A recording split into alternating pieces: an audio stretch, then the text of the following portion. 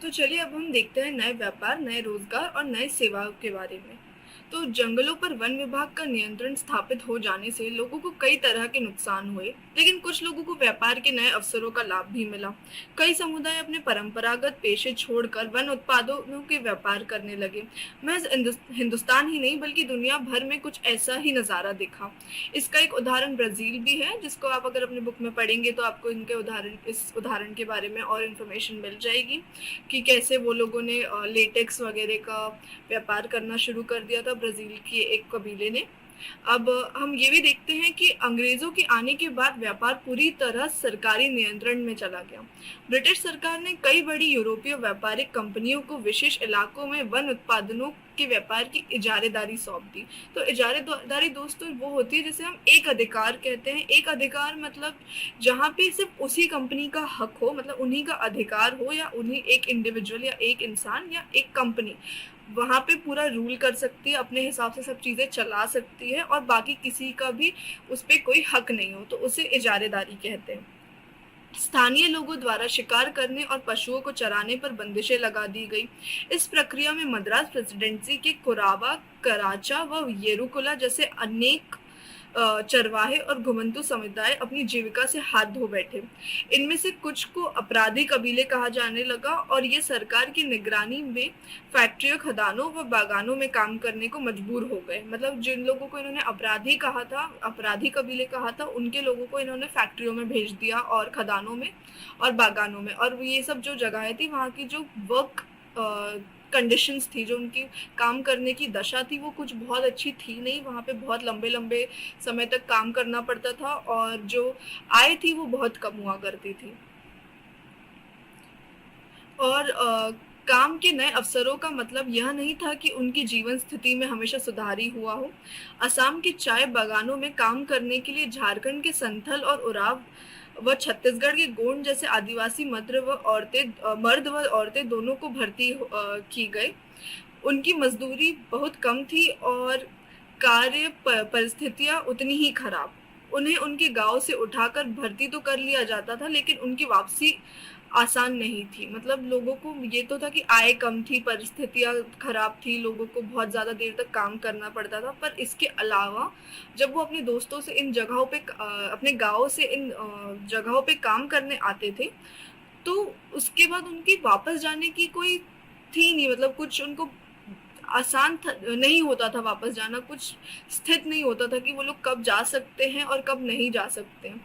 तो उनको कई लोग तो वहीं पे काम करते करते इतनी बुरी कंडीशन होती थी, इतनी बुरी हालात रहते थे कि वो वहीं पे अपना दम तोड़ देते थे और कभी अपने गांव वापस जा ही नहीं पाते थे। चलिए अब हम पढ़ते हैं वन विद्रोह के बारे में। तो जो वन विद्रोह था, हिंदुस्तान और दुनिया भर में वन्य समुदायों ने अपने ऊपर थोपे गए बदलावों के खिलाफ बगावत की। संथल परगना में सिद्धू और कानू, छोटा नागपुर में बिरसा मुंडा और आंध्र प्रदेश में अलूरी सीताराम राजू को के लोकगीत और कथाओं में अंग्रेजों के खिलाफ उभरे आंदोलनों के नायक के रूप में आज भी याद किया जाता है। मतलब ये कुछ नाम है जो आज भी बहुत ज़्यादा फेमस है, क्योंकि इन लोगों ने अंग्रेज़ों के खिलाफ कई आंदोलन किए थे और उसमें कई बार ये लोग सक्सेसफुल भी हुए थे। तो अब हम देखते हैं बस्तर के लोगों के बारे में। बस्तर छत्तीसगढ़ के सबसे दक्षिणी छोर पर आंध्र प्रदेश, उड़ीसा व महाराष्ट्र को सीमाओं में लगा हुआ एक क्षेत्र है। बस्तर का केंद्रीय भाग पठारी है। पठारी मतलब जो प्लाटूज होते हैं, मतलब जो थोड़ा सा ऊंचा पार्ट जो रहता है वो। इस पठार के उत्तर में छत्तीसगढ़ का मैदान और दक्षिण में गोदावरी का मैदान है। इंद्रावती नदी बस्तर के आर पार पूरब से पश्चिम की तरफ बहती है। बस्तर में मरिया और मुरिया, गोंड, धुरवा, भतरा, हलवा आदि अनेक आदिवासी समुदाय हैं।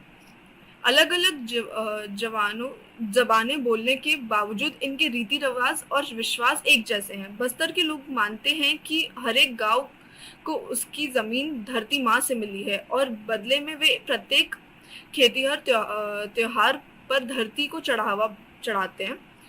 धरती के अलावा वे नदी, जंगल व पहाड़ों की आत्मा की भी उतना आत्मा को भी उतना ही मानते हैं। मतलब जो बस्तर के लोग हैं वो नेचर वर्शिपर्स हैं, मतलब वो प्रकृति की पूजा करते हैं और वो उनके हिसाब से जो भी उनको मिला है वो धरती माँ के द्वारा मिला है, तो वो उसके उनको जो भी खेती हर त्योहार होते हैं उस मतलब जो खेती वाले जितने भी त्योहार रहते हैं उसमें इसलिए वो धरती माँ को चढ़ावा भी देते हैं और इसके अलावा वो पेड़ों पौधों पहाड़ों को और नदियों को भी पूजते हैं। चूंकि हर गांव को अपनी चौहदी पता है, इसलिए वे लोग इन सीमाओं के भीतर समस्त प्राकृतिक संपदाओं की देखभाल करते हैं। मतलब हर गांव को अपनी सीमा पता है, तो उसके अंतर्गत वो सीमा के अंतर्गत जितनी भी प्राकृतिक चीजें हैं वो उसकी पूरी देखभाल करते हैं। यदि एक गांव के लोग दूसरे गांव के जंगल से थोड़ी लकड़ी लेना चाहते हैं तो इसके बदले में वे एक छोटा शुल्क अदा करते हैं जिसे देवसारी दंड या मान कहा जाता है। कुछ गांव अपने जंगलों की हिफाजत के लिए चौकीदार रखते हैं जिन्हें वेतन के रूप में हर घर से थोड़ा थोड़ा अनाज दिया जाता है। हर वर्ष एक बड़ी सभा का आयोजन होता है जहां एक परगने यानी कि एक गांव से मुखिया हर एक गांव से मुखिया जुटते हैं और जंगल सहित तमाम दूसरे अहम मुद्दों पर चर्चा करते हैं। तो बस्तर के लोगों के अभी हमने जो भी पढ़ा वो एक बस्तर के कैसे काम करते हैं उनके लोगों की हालात जो जो है वो अभी हमने देखा। तो अब हम देखते हैं कि लोगों का जो डर था, जो भय था, वो क्या था। औपनिवेशिक सरकार ने 1905 में जब जंगल के 2/3 हिस्से को आरक्षित करने, घुमंतू खेती की रोकने और शिकार व वन्य उत्पादों के संग्रह पर पाबंदी लगाने जैसे प्रस्ताव रखे तो बस्तर के लोग बहुत परेशान हो गए। कुछ गांवों को आरक्षित वनों में इस शर्त पर रहने दिया गया कि वे वन विभाग के लिए पेड़ों की कटाई और ढुलाई का काम मुफ्त में करेंगे और जंगल को आग से बचाए रखेंगे। बाद में इन्हीं गांवों को वन ग्राम कहा जाने लगा। बाकी गांव के लोग बगैर किसी सूचना या मुआवजे के हटा दिए गए। काफी समय से गांव वाले जमीन के बढ़े हुए लगान तथा औपनिवेशिक अफसरों के हाथों बेकार और चीजों की निरंतर मांग से त्रस्त थे। इसके बाद भयानक अकाल का दौर आया, पहले 1899 से 1900 में और फिर 1907 से 1908 में। वन आरक्षण की चिंगारी इन चीजों ने वन आरक्षण की चिंगारी का काम किया। तो अभी आप जैसे देख सकते हैं कि यहाँ पे आरक्षित जितने वन थे उसमें मुफ्त श्रम करवाया गया इन लोगों से, तो ये उनका एक डर सामने सही ही हो गया था कि इनको ऐसे काम करना पड़ रहा है। बिना सूचना या मुआवजे के आदिवासियों की विस्थापना भी हो गई, मतलब उनको अपने ही घरों से निकाल दिया गया और उनको कुछ नोटिस भी नहीं दिया और उनको कुछ मुआवजा भी नहीं दिया, मतलब कुछ कंपनसेशन या जैसे पैसे हो गए या कुछ दूसरी नौकरी हो गई, ऐसा भी कुछ नहीं दिया गया।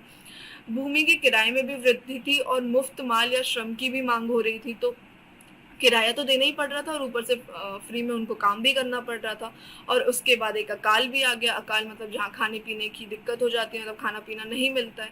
तो ये सब जो चीज़ें थी उसने वन आरक्षण की एक चिंगारी लोगों के अंदर जगा दी थी। मतलब वो चाहते थे कि ये वन आरक्षण के खिलाफ ये लड़े।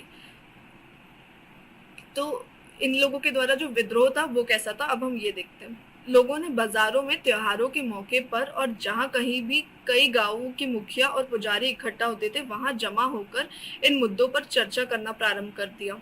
कांगेर वनों के धुरवा समुदाय के लोग इस मुहिम में सबसे आगे थे क्योंकि आरक्षण सबसे पहले यहीं लागू हुआ था। हालांकि कोई एक व्यक्ति इनका नेता नहीं था, लेकिन बहुत सारे लोग नेथानर गांव के गुंडाधुर को इस आंदोलन की एक अहम शख्सियत मानते थे। 1910 में आम की टहनियां, मिट्टी के ढेले, मिर्च और तीर गांव गांव चक्कर काटने लगे। यह गांव में अंग्रेजों के खिलाफ बगावत का संदेश था। हर एक गांव ने इस बगावत के खर्चे में कुछ न कुछ मदद की। बाजार लूटे गए, अफसरों और व्यापारियों के घर, स्कूल और पुलिस थानों को लूटा व जलाया गया तथा अनाज का पूर्ण वितरण किया गया। जिन पर हमले हुए उनमें से ज्यादातर लोग उपनिवेशिक राज्य और इसके दमनकारी कानूनों से किसी न किसी तरह जुड़े थे। इन घटनाओं को एक चश्मदीद गवाह मिशनरी विलियम वार्ड ने लिखा। पुलिस वालों, व्यापारी, जंगल के अर्दलियों, स्कूल मास्टरों और प्रवासियों का हुज्म चारों तरफ से जगदलपुर में चला आ रहा था। तो आप देख सकते हैं कि ये दोस्त लोगों ने कि विद्रोह के समय कैसे अपने आप को इकट्ठा किया, एक यूनाइटेड फ्रंट प्रेजेंट किया। मतलब एक वो लोग एकता में थे इसके खिलाफ, ये सब चीज़ों के खिलाफ, और उन्होंने इन लोगों पे हमला बोला जो इस उपनिवेशवाद में शामिल थे और ये करों में इन सब और जो जितना भी आरक्षण हो रहा था इसमें जितने भी लोग शामिल थे उनके खिलाफ इन्होंने एक विद्रोह किया।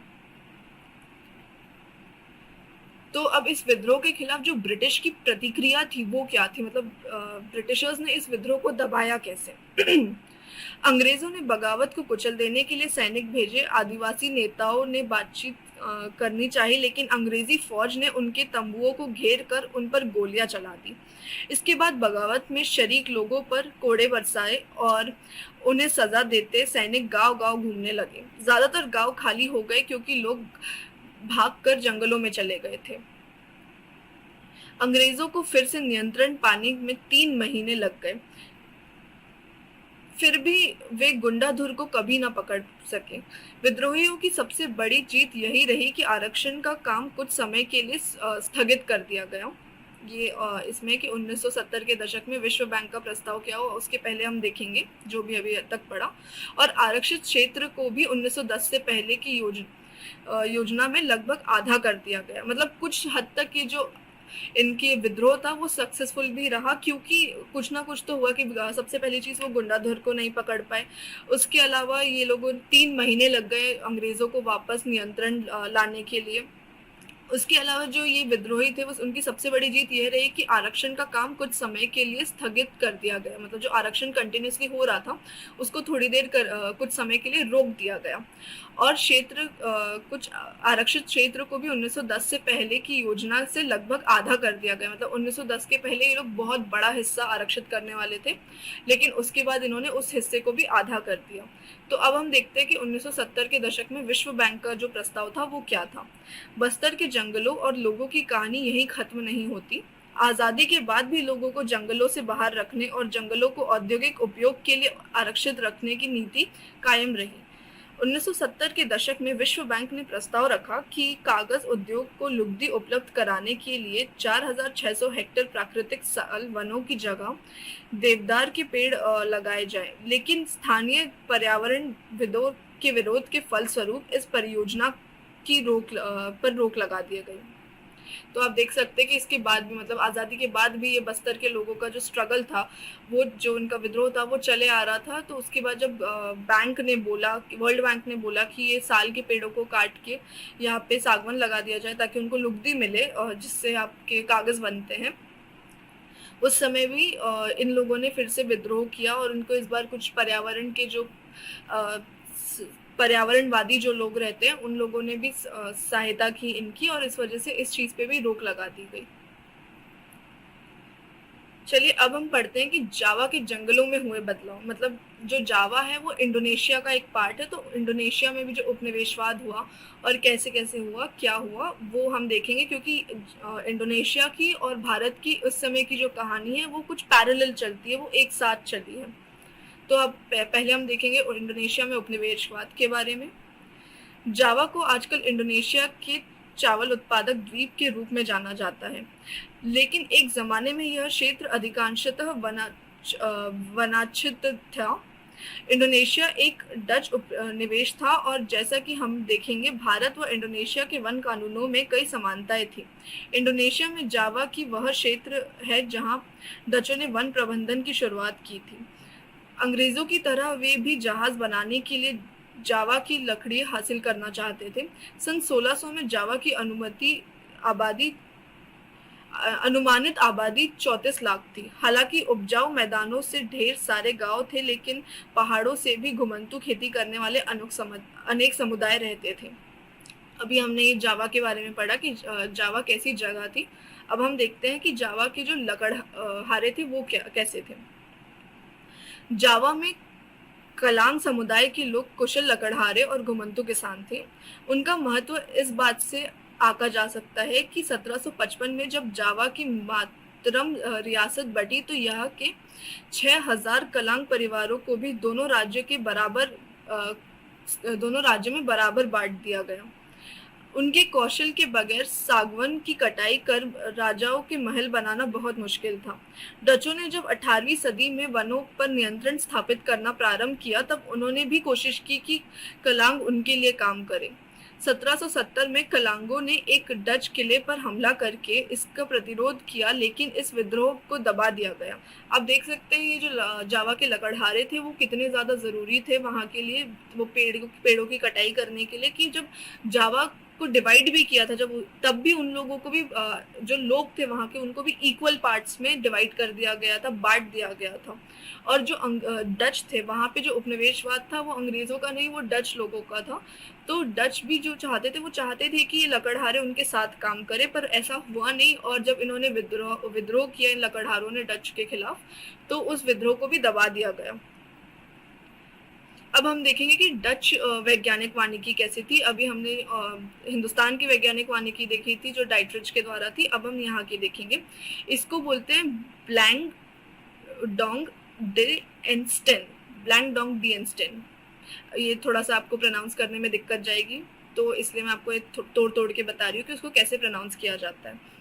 तो 19वीं सदी में जब लोगों के साथ साथ इलाकों पर भी नियंत्रण स्थापित करना जरूरी लगने लगा, तो डच उपनिवेशकों ने जावा में वन कानूनी लागू कर ग्रामीणों की जंगल तक पहुंच पर बंदिशें थोप दी। इसके बाद नाव या घर बनाने जैसे खास उद्देश्यों के लिए सिर्फ चुने हुए जंगलों से लकड़ी काटी जा सकती थी, और वह भी कड़ी निगरानी में। ग्रामीणों को मवेशी चराने, बिना परमिट लकड़ी ढोने या जंगलों से गुजरने वाली सड़क पर घोड़ा गाड़ी अथवा जानवरों पर चढ़कर आने जाने के लिए दंडित किया जाने लगा। भारत की तरह यहाँ भी जहाज और रेल लाइनों के निर्माण ने वन प्रबंधन और वन सेवाओं को लागू करने की आवश्यकता पैदा कर दी। जाहिर है कि पेड़ काटने, लठों को ढोने और स्लीपर तैयार करने के लिए श्रम की आवश्यकता थी। डचों ने पहले तो जंगलों में खेती की जमीन पर लगान लगा दिया, और बाद में कुछ जगहों को इस शर्त पर इसलिए मुक्त कर दिया कि वे सामूहिक रूप से पेड़ काटने और लकड़ी ढोने के लिए भैंसें उपलब्ध कराने और काम मुफ्त में किया करेंगे। इस व्यवस्था को, जो ये व्यवस्था थी, इसको हम बोलेंगे ब्लैंक डोंग डिएंस्टेन। बाद में ये वन ग्रामवासियों को लगान माफी के बजाय थोड़ा बहुत मेहनताना तो दिया जाने लगा, लेकिन वन भूमि पर खेती करने के अनेक अधिकार सीमित कर दिए गए। अब आप देख सकते हैं बच्चों इसमें कि जैसा हमारी वैज्ञानिक वानिकी थी, इसी तरीके से डच वैज्ञानिक वानिकी भी थी, जहाँ पे लोगों को इतना ज़्यादा स्ट्रगल करना पड़ा। तो आप सिमिलैरिटीज़ देख सकते हैं, आप समानताएं देख सकते हैं डच में और हिंदुस्तान में। तो अब हम ये देखते हैं कि वहाँ के लोगों ने विद्रोह कैसे किया, जिसको हम सामीन की चुनौती के रूप में देखेंगे।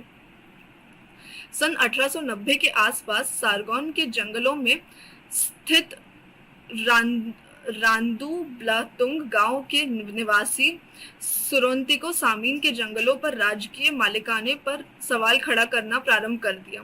उसका तर्क था कि चूंकि हवा, पानी, जमीन और लकड़ी राज्य की बनाई हुई नहीं है, इसलिए उन पर उसका अधिकार नहीं हो सकता। जल्द ही एक व्यापक आंदोलन खड़ा हो गया। इस आंदोलन को संगठित करने वालों में सामीन का दामाद भी सक्रिय थे। सामीन के 2 दामाद थे जो सक्रिय थे। 1907 तक 3000 परिवार उसके विचारों को मानने लगे थे। डच जब सामीन का सर्वेक्षण करने आए तो कुछ सामीनवादियों ने अपनी जमीन पर लेटकर इसका विरोध किया, जबकि दूसरों ने लगान या जुर्माना भरने या बेगार देने से मना कर दिया। तो आप देख सकते हैं कि सामीन का लोगों पे कितना ज़्यादा इन्फ्लुएंस था, वो कितना ज़्यादा उससे इंस्पायर्ड थे कि जब लोग सामीन की ज़मीन का, मतलब वहाँ की ज़मीन का सर्वेक्षण करने भी आए, तो ये जो सामीनवादी थे, जो सामीन के सपोर्टर्स थे, उन लोगों ने वहाँ पे लेट गए वो लोग, ताकि जो सर्वेक्षण करने वाले लोग हैं वो देख ना सके ज़मीन कैसी है। और कुछ लोगों ने बेगार देने से, कर देने से सब इनकार कर दिया। ये इनके विद्रोह का एक तरीका था। अब हम देखते हैं कि युद्ध और वन विनाश। तो जब विश्व युद्ध हो रहा था तब कैसा हुआ जावा में, और वन विनाश किस तरीके से हुआ। इस पहले और दूसरे विश्व युद्ध का जंगलों पर गहरा असर पड़ा। भारत में तमाम चालू कार्य योजनाओं को स्थगित कर वन विभाग ने अंग्रेजों की जंगी जरूरतों को पूरा करने के लिए बेतहाशा पेड़ काटे। जावा पर जापानियों के कब्जे से ठीक पहले डचों ने भस्म और भागो नीति अपनाई, जिसके तहत आराम मशीनों और सागवान के विशाल लट्ठों के ढेर जला दिए गए, जिसमें वे जापानियों के हाथ न लग पाए। इसके बाद जापानियों ने वनवासियों को जंगल काटने के लिए बाध्य करके अपने युद्ध उद्योग के लिए जंगलों का निर्माण कर दोहन किया। बहुत सारे गांव वालों ने इस अवसर का लाभ उठाकर जंगल में अपनी खेती का विस्तार किया।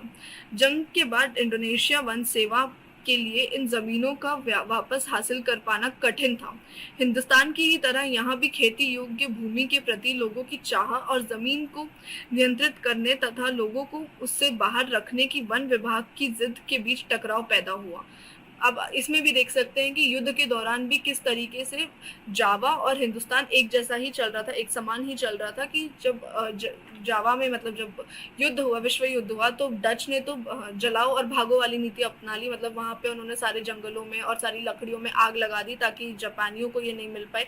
और जब जापानी भी आए तो उन्होंने भी अपना ही मतलब देखा, उन्होंने लोगों को फोर्स किया कि वो अपना उनका काम करके दे, वहां पे उनके हिसाब से वन की कटाई करें और पेड़ उगाए।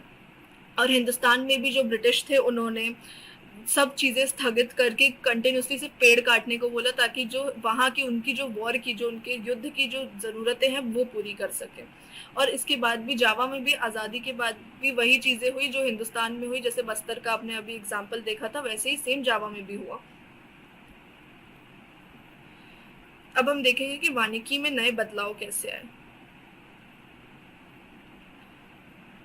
80 के दशक से एशिया और अफ्रीका की सरकारों को यह समझ में आने लगा कि वैज्ञानिक वानिकी और वन समुदायों की जंगलों से बाहर रखने की नीतियों के चलते बार बार टकराव पैदा होते हैं।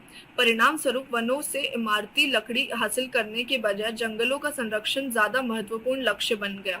सरकार ने यह भी मान लिया कि इस लक्ष्य को हासिल करने के लिए वन प्रदेशों में रहने वालों की मदद लेनी होगी। मिजोरम से लेकर केरल तक हिंदुस्तान में हर कहीं घने जंगल सिर्फ इसलिए बच पाए कि ग्रामीणों ने सरना, देवराकुडु, कान, राई इत्यादि नामों से पवित्र बगीचा समझकर इनकी रक्षा की। कुछ गांव तो वन रक्षकों पर निर्भर रहने के बजाय अपने जंगलों की चौकसी करते रहे हैं। इसमें हर परिवार बारी बारी से अपना योगदान देता है। स्थानीय वन समुदाय और पर्यावरणविद अब वन प्रबंधन के वैकल्पिक तरीकों के बारे में सोचने लगे हैं। तो आप इसमें भी देख सकते हैं कि जब आज़ादी मिल गई उसके बाद भी जो वानिकी रही वो जो वानिकी थी, वन वानिकी थी, वो वहीं पे रही, पर उसमें बहुत सारे बदलाव आए जिसमें जो ये वन निवासी थे उनको भी इसके अंतर्गत ले आया गया, इस वन वानिकी के अंदर, क्योंकि यही लोग थे जो बचाव कर रहे थे वन का अलग अलग रूप में। तो बच्चों यहाँ पे एक क्रियाकलाप दिया हुआ है कि क्या आप जहाँ रहते हैं वहाँ के वन क्षेत्रों में कोई बदलाव आया है, जानिए क्या है ये बदलाव और क्यों हुए हैं ये बदलाव। तो ये भी अब आपका एक होमवर्क या असाइनमेंट जैसा हो गया कि आपको ये जानना है कि आपके आसपास जितने भी वन हैं उसमें क्या कोई बदलाव आया है, और अगर बदलाव आया है तो वो क्या है, वो जो भी बदलाव है। इसी के साथ हमारे इस अध्याय का अंत होता है। अब हम कुछ प्रश्न उत्तर देखेंगे।